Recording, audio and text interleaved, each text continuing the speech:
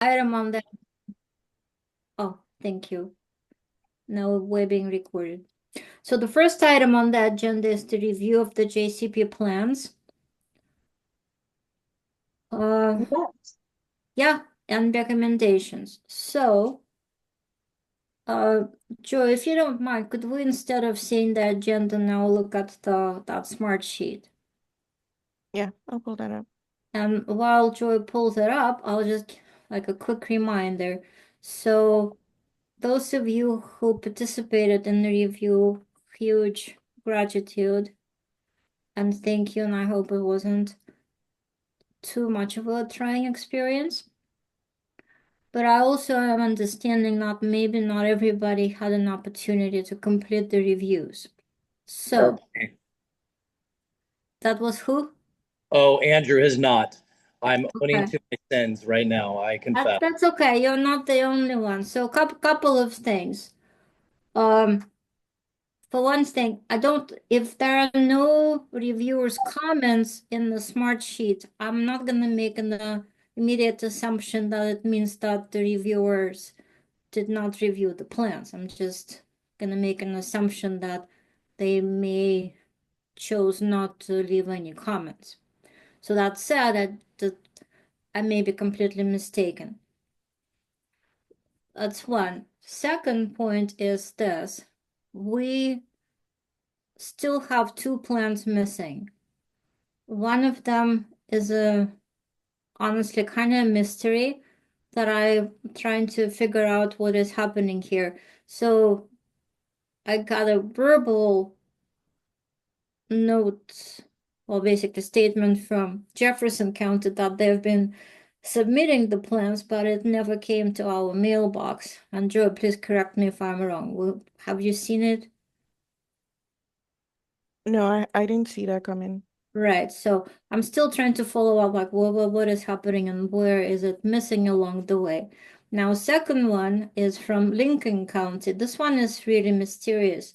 So Lincoln County was the only county that did not have a juvenile department as a lead agency, but they had a school district. And then somehow, in a fantastic turn of events, they decided they don't want the money because they thought that YDO has better opportunities for them with our other funding. So, anyway, long story short, I'm trying to figure it out between the school district and Lincoln County Juvenile Department. Are you going to want the money? Or shall we just redistribute your potential allocation among 35 others? But until, we got a confirmation from the county that then they're no longer interested, we really cannot do much about it. So that's kind of like my prelude to the meeting today. And I don't know, Molly, how good is your connection? My connection is really good. I just can't see because it's on my phone. But I Awesome. just want to open up and see if um, I was able to get mine reviewed. I'm just curious if others were able to get theirs reviewed, and um, and if not, how can we support people in being able to get theirs reviewed? Like what supports can we offer? Well, I can tell you for me, Andrew, that I've never done one before. So it'd be great. Maybe Molly, you and I can have a phone conversation tomorrow about just what that really looks like as I take a deep dive into these different agencies and what do you look for? And I don't know. So I wouldn't mind having that conversation. Andrew, I, you may not be the only one that wants that conversation, so I'll open that up. Okay. yes, I And was you just about guys, to say I would love to join in on that training, please. Yeah. Anya or Molly, do you know who this was sent to on OYA's side? I'm kind of stepping into these meetings, filling in behind Debbie. So I don't know if that document went to her. I don't know that anybody. Sorry, Molly, you cut out. I don't know that she. Oh, sorry. I don't know that anybody from OYA was assigned. We would have reached out. I don't think that anybody from OYA is one of the reviewers. I love Sure. that answer. Thanks, Molly. I'm sure you do. That is That's it for me. Bye, guys. Not quite so quickly. No, the reason we also invite OYA not necessarily to review the plans per se and make recommendations, but be aware of the plans and know what's in them. So you, if you're willing to, and if it suits the agency's goals, can compare the prevention plans with the basic and diversion plans that you receive from counties. So that's the kind of like, you're welcome to look at the plans. And I think, Joy, would you mind sending Caitlin invitation? Yeah, I can share it to her right Yeah. after this So meeting. that she could look. We're not expecting you to review the plans unless you really, really want. But so, and Sandra and I had this little discussion about it, that so that you guys know what's in the plans, you know, if you're interested at all. Molly, is that right? Yes, that's correct. And that's the role of these funds tie into two other funds, which are diversion and basic. And so there's a question specifically on the prevention dollars on how they tie in. And so I think that is important for a relationship for OYA. And do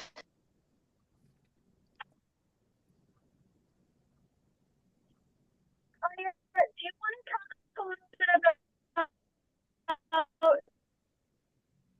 Molly, I'm gonna try to guess what you just said. role?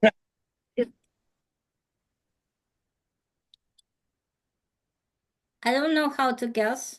So It- I'm thinking like let's just go over the list of people who want some additional support and explanation about the plans review. Andrew, you Yes. wanted. I got you. Kim, was it Kim? Because it's really hard to tell who is saying anything because I really don't see everybody's faces. So Andrew, Kim, Caitlin is now off the hook. Anybody else who was assigned? I would love to be included. I did my Noah? review, but I wasn't sure if I did it correctly. And there was one of them that I had questions about and didn't know. Just wasn't sure Okay. if those were valid questions or not. And so it'd be helpful just to get a deeper Awesome. dive of information. Yeah, thank So you. Andrew, Kim, Nella, anybody else? Joe, maybe we could like lose the plan screen for a moment and just see faces. Zen, you were okay? Yeah, see, Zen knew exactly what she was doing. Awesome. Molly, so far we got Andrew, Kim, and Nella.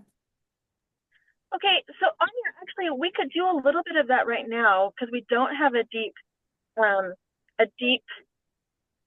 agenda, and just to kind of talk about what we're looking at when we're looking at the plan. I would be glad to do that, or would you like to do that? Well, if you, since we can hear you still well enough, maybe you could start, and then if we stop receiving your voice connection, I can jump in. Sure, I can do that. So it's a really good question, and while we thought we were planning ahead this year, it always tends to find out that we're at the back end and kind of doing some rush. So let me do a little bit of background. So our statute for our juvenile crime prevention fund is 417855. We can't hear you. Oh, okay. Can you hear me now?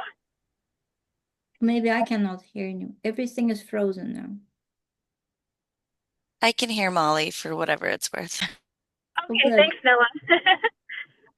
So 417855 is our enacting statute.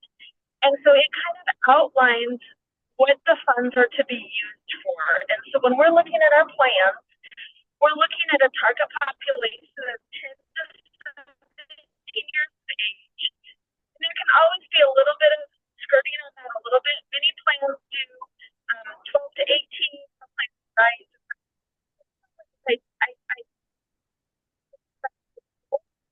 You're cutting out now, Molly. Sorry. Go.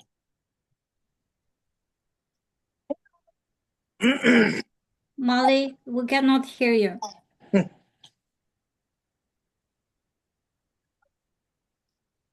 So since we cannot hear Molly, let me try to do it again. So the plans are expected to be based on several statutes and also policies of the Youth Development Oregon.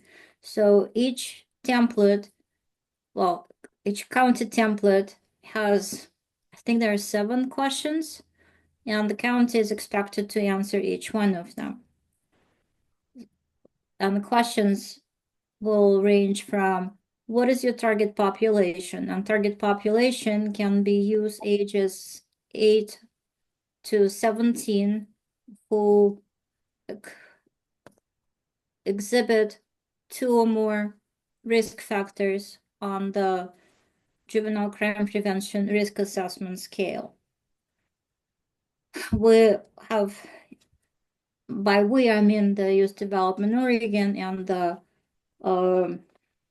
researchers who have been evaluating the program over the years have also always emphasized that the largest change can happen for youth who have been assessed as medium or high risk, but the statute allows for low risk as well. So we have not changed that rule.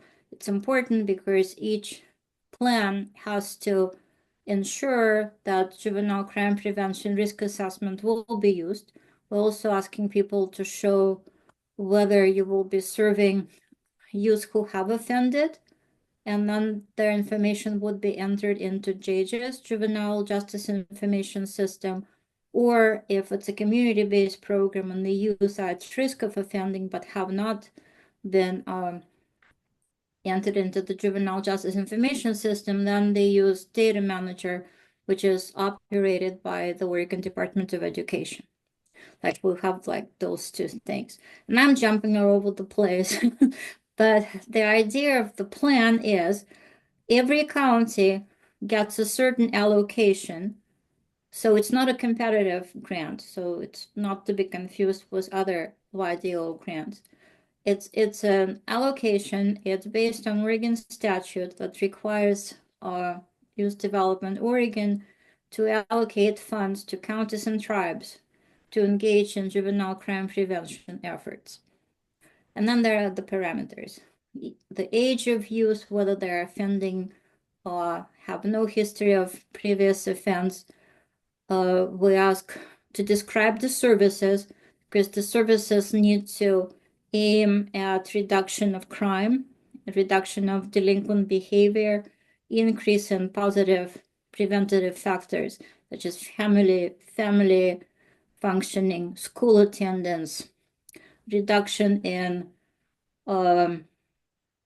antisocial values and belief, which is the most probably the trickiest one and the main criminogenic factor that programs should be addressing. So all of these things. We also ask applicants to show whether the services that they're choosing will be adhering to evidence-based practice principles.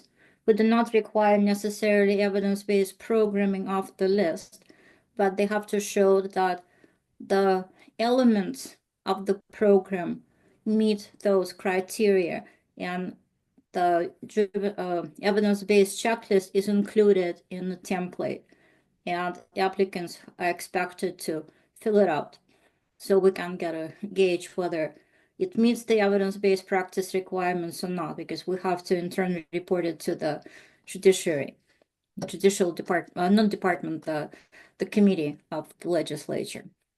So when the reviewers review the plans, it's not a grade-based thing.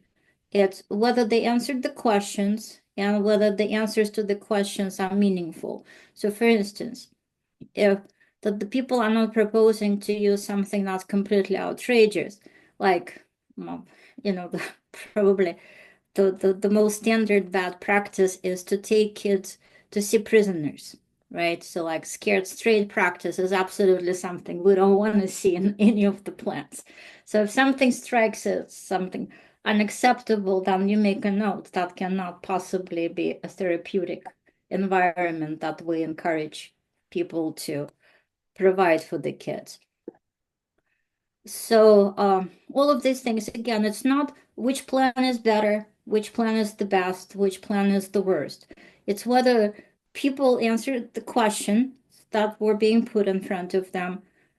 It's important that each plan is approved by the local public safety coordinating council, or if the county doesn't have such entity, then the judge, and at least the Board of County Commissioners.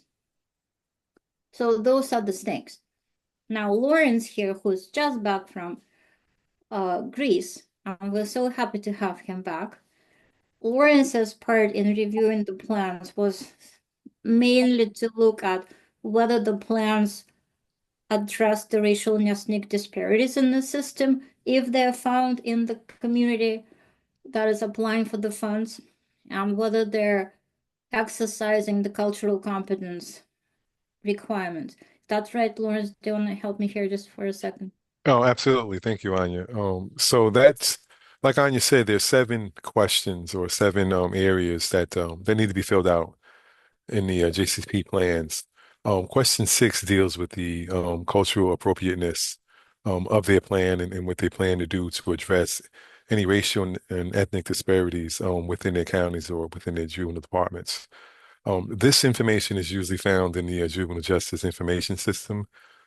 Any racial and ethnic disparities that may exist through referral or secure confinement, petitions and so forth like that. They look at these points, these areas where a disparity may exist, and they want to address that to try to minimize or reduce that, even eliminate it if at all possible, for their county. So in addressing question 6, we want to look for programs that address the needs of their county. This isn't a statewide thing. This is a county thing. Each county is unique in its own way. They have their own challenges, their own problems, So we want to look at, what community resources that they have available to them. Are they using these funds to collaborate with these community programs and to help the youth in areas that can help pro-social, behavior, reduce delinquency, recidivism, and also address racial and ethnic disparities as well.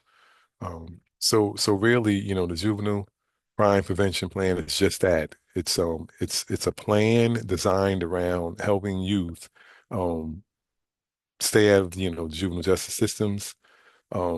We're looking at some of the issues that exist in these systems, which are racial and ethnic disparities, and what is the community involvement? What is the funds being used on with youth? How is everyone working together as a community? What is the juvenile justice departments doing to spend this money to address a lot of the issues that exist? So that's basically what it is. You just kind of look at the 7 areas, the 7 criteria areas. See if they are in alignment with what they're saying they're spending the money on. Do they make sense? And keep in mind, like I said, each community is different. So a rural community is going to be different than a metropolitan community. So we have to keep those factors in place as well. And just understanding that we're giving them something to help youth stay out of the juvenile justice system, address some of the problems that exist in those systems, and just to make better adults out of our youth while we still have an opportunity to do so. Awesome. Thank you, Lawrence. And also part of the cultural appropriateness plan is how services to LGBTQ plus youth would be provided in a developmentally and otherwise in every aspect appropriate manner. So those are the basic things. Again, it's not a competition. It's not the best plan wins more money or the best plan wins an award. It's not about that. It's whether the plan as submitted met the criteria that were put forward in the template that was distributed. So those are the things. So basically, if you're a reviewer, it means that you attended a meeting 2 months ago, because those who attended the meeting 2 months ago were assigned a group of counties to review. If you haven't been assigned a group of counties, please don't feel badly. It's not about, you were just not at the meeting. So Judge Collins, I'm referring to you. Please don't feel left out. It's just you weren't at the meeting, so you didn't get an assignment. However, if you would like to look at the plans, we would be happy to share that smart sheet that people are working off with you. Would you like something like that? Yeah, that would be helpful just to review it. Thank Awesome. you. So Joe, if you don't mind, if you could have Judge Collins there, and you can look at all the plans. And also, so we asked people to review, I think, a set of 5 plans, just like randomly selected, just to limit basically the load. But it doesn't mean that you cannot look at other plans and, have your opinions developed and shared with the rest of the group later. Anya, this is Molly. Can you hear me now? Yes. Okay, so I've arrived at where I'm going. So when I read through mine, I'm just sure kind of what my questions were, just to give you examples. In one of the counties that I read, the budget didn't make any sense to me. It seemed like they missed the budget, like it was only an annual budget instead of a biannual budget. So I put a question back and said, I think this is just an annual budget, because the minimum grants are $70,000. So all grants should be over that, and this one was like $31,000. In another one I read, it said that they were going to continue to reduce the referrals. And so I just put a question mark in, is there any data on the trending referrals? Because we have that available to us. So those are just, as I read through them, I didn't disapprove of them, but those were just kind of like questions in the back of my head that led from what I received. And the reason it's important is because the legislature does ask us as YDO, so what are the funds for and what are the outcomes? And so that's when I'm reading the grants, I'm really looking at, are we able to find an outcome in this story so that we can then assure that we're being accountable to our legislature? Does that help?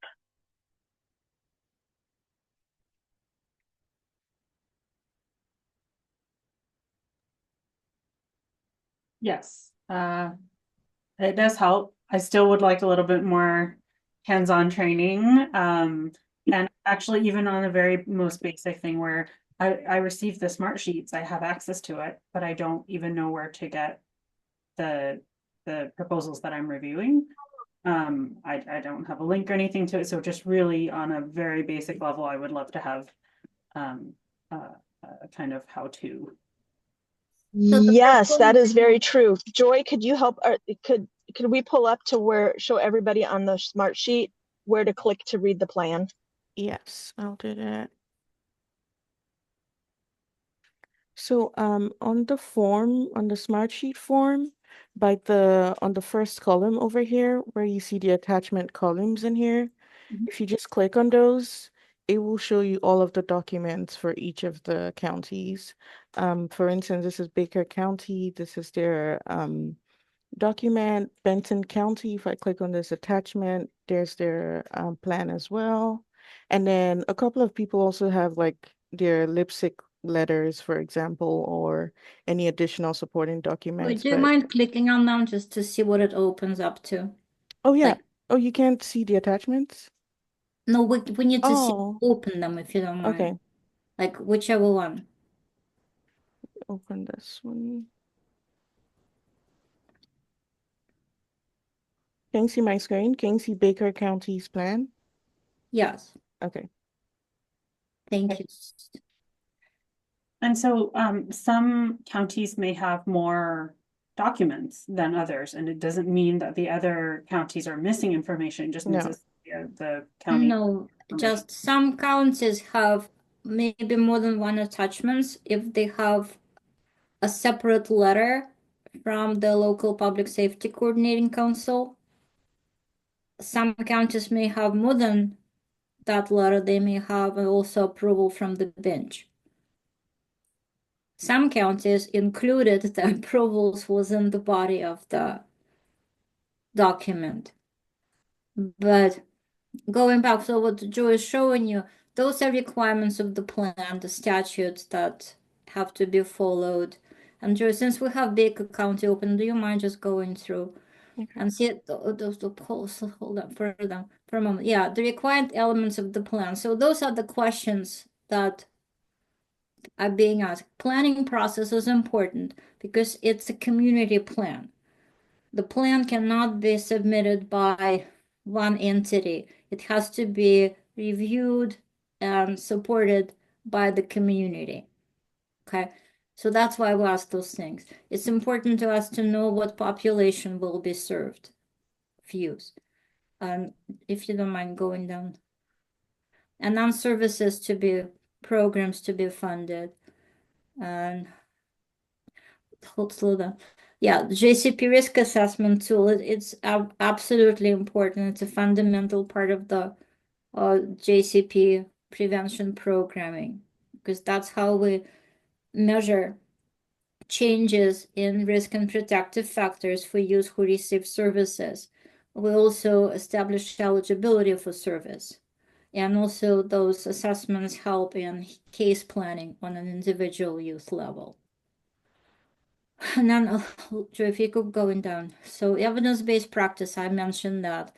So things need to be based in some kind of evidence-based practice, understanding cultural appropriateness, question 6. And I think there should be one more. Yeah, and relationships. So, Caitlin, this is for you. Relationship of JCP prevention services to the JCP basic intervention funds. So question 7 is probably the area that might be of interest to you most.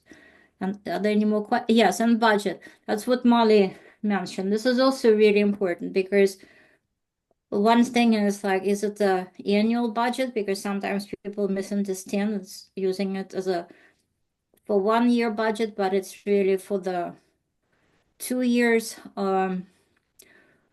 The money can be subcontracted to other entities like community-based organizations, and sometimes it depends on how much money the county receives, and sometimes it's just based on what type of services they want to provide, and so forth.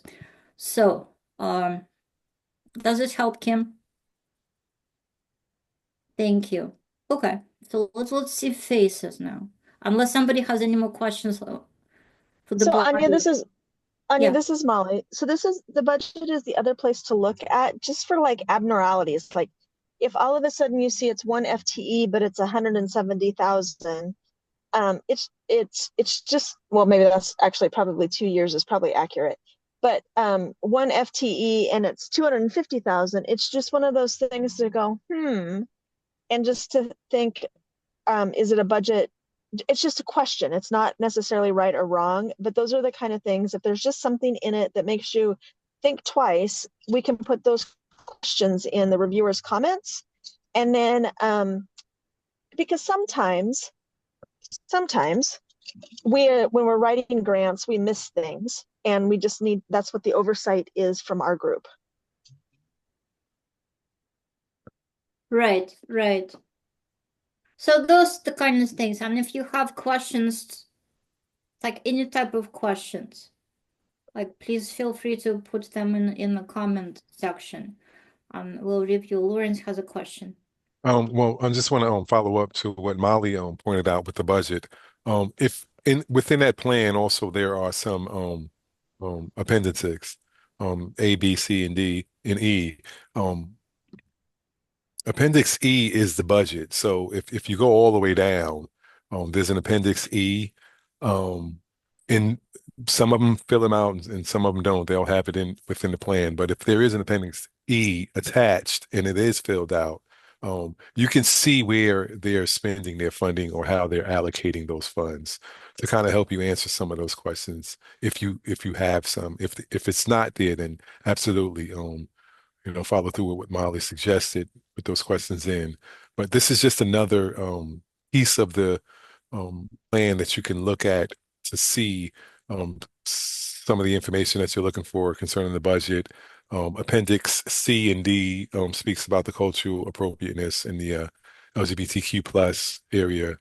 So just be conscious that it's not just the plan, but there's some appendices that support what's being put in the plan as well. Awesome. Thank you, Lawrence, for pointing that out. And with the budget, another thing to remember, we only see what people intend to spend money on, but the amounts are not final until we got our budget released and approved by the legislature and signed by the governor. So these are the numbers the people have been using, like from this biennium, although looks like Baker County used the 2 biennium ago, which sometimes happens because our current allocation is 70,000, not 63. But you see, all these things kind of happen. But we don't know what the amount will be for the next biennium, but hopefully it will not go down to 63 again.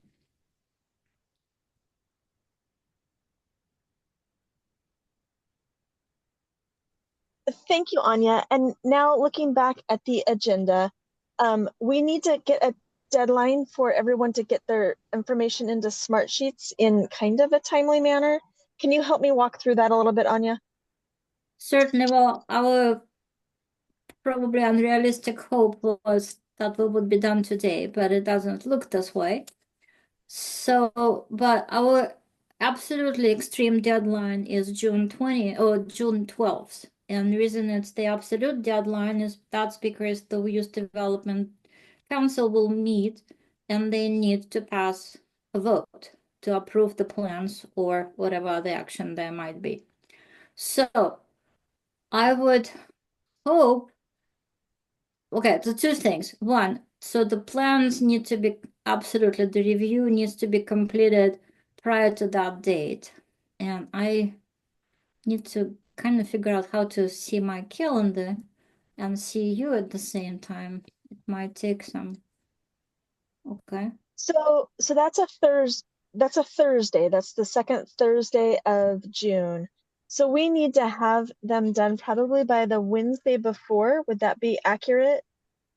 By all means, but if we could just realistically, if we could complete the review by June 4th, which is also Wednesday, Okay. and just have a quick check-in. Doesn't have Yes. to be like an hour and a half meeting, but just like a 30 minutes Perfect. check-in to see.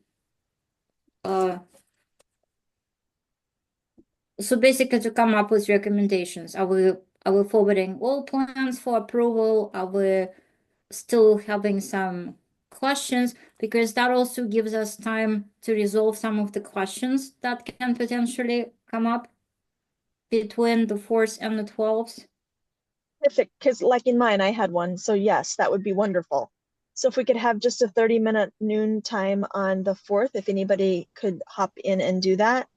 I'm curious if it would be beneficial for anyone to think of maybe Anya and I doing just a little bit of office hours, maybe on the Tuesday after Memorial Day. So truly not a meeting, but maybe Anya and I could set a time where we're available for people to just hop on and ask questions. What do you think, Anya? I hate to tell you that neither you or I will be available because we will be in DC. Oh, yes. Well, we could. I would be willing to give up our lunch hour in DC, which would be 9 o'clock in the morning back here. On which And day? we could sit together for half an hour any day, probably Wednesday. No, Wednesday Because we're on the hill, so it'd be Thursday. Yeah, so Thursday, so it would be the Thursday. So Thursday, 12 o'clock DC time will be 3 p.m. here. Oh, no, the other way, 9 No. 9 Yeah, a.m. 9 a.m. And we could just sit and have office hours for a half an hour if people wanted to hop on. And if we don't, we can then go back and eat lunch. Would that be helpful? I think office hours sound like a great idea, but unfortunately at that time on the 29th, I'm not available, so I will leave it up to the others.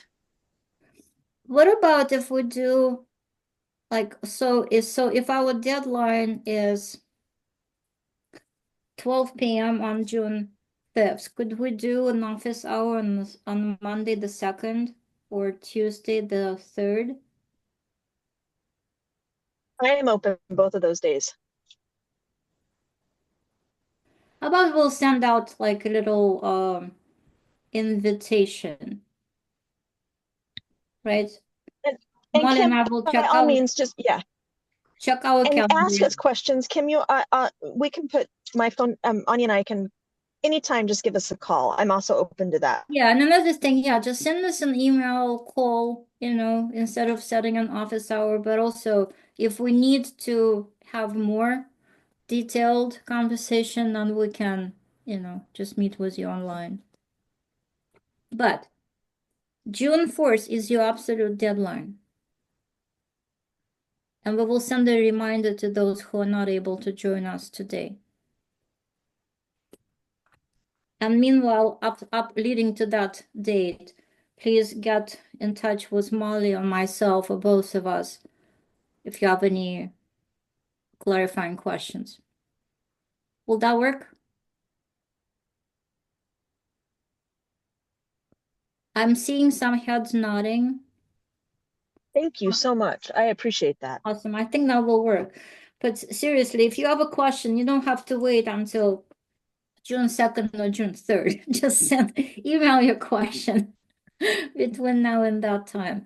But ideally, by June 4th, we should have a clearer picture of, what is happening, whether they can be approved or not, and we will get the two missing plans. And I don't know, Molly, I might even have to raise this question today at the OJDA meeting about Lincoln County because I'm really worried about their intention. Sure, and hopefully Lincoln County will be here today. And if not, I would be glad to do some reach out. Yeah, and we need to do something yeah. because I did send them a letter saying, well, an Yep. email saying, well, it's really not the school Yeah. district's decision. Yeah, we really, I think just partnering up with them and coming alongside of them might be really helpful. Yeah. I am gonna hop off, Anya. I'm gonna go into OJDDA right now. Is that okay? Well, of course, we'll see you there in a minute. I'll just give like 2-second update for the detention guidelines and I'll see you there. Oh, yes, and those are exciting. The detention guideline update's an exciting update. Okay. So the quick update is like it's so final edits are being done by Joy, Molly, and myself. And by final edits, I don't mean that they will be ready for publishing. It means that the final edits will get to the point that the document can be shared. And that group that it will be shared with will be you, the Juvenile Justice Committee, and then the detention managers, the OJDA, and so forth. So we'll get a broader, and of course, Caitlin or YA, we'll get a broader feedback. So hopefully we can get it to the publishing and distribution by September and get it all approved by the YDO in September. So that's our timeline. But we've had so much input received from community partners, the council members, Kim, have been essential to this work. So yeah, it's there's a lot of changes, and then Lawrence, of course, had to make fuss over changing some chapters around, and I'm saying it lovingly and appreciatingly and jokingly. But it's going to change the formatting a little bit. So I think, Lawrence, you owe something to Joy. but it was a good point. It just like didn't make sense, like the consequence of, you know, chapters and all of it. So, but what trying to say that's why it takes a bit of editing to make sure. And Lindsay, of course, made some important changes to the federal act that keeps updating and so forth. So, thank you all. Unless anybody has any questions or we can just adjourn. Awesome. So thank you for being here. Don't hesitate to reach out to Molly or myself or any one of us. Have a good meeting. Thank you. And then we will see you on June 4th. And enjoy the sun. It's sunny in Salem. I don't know what it is. Lawrence, did you bring some from Greece? Oh, thank you, thank you, thank you. We're so grateful. Okay, thank you all. Bye.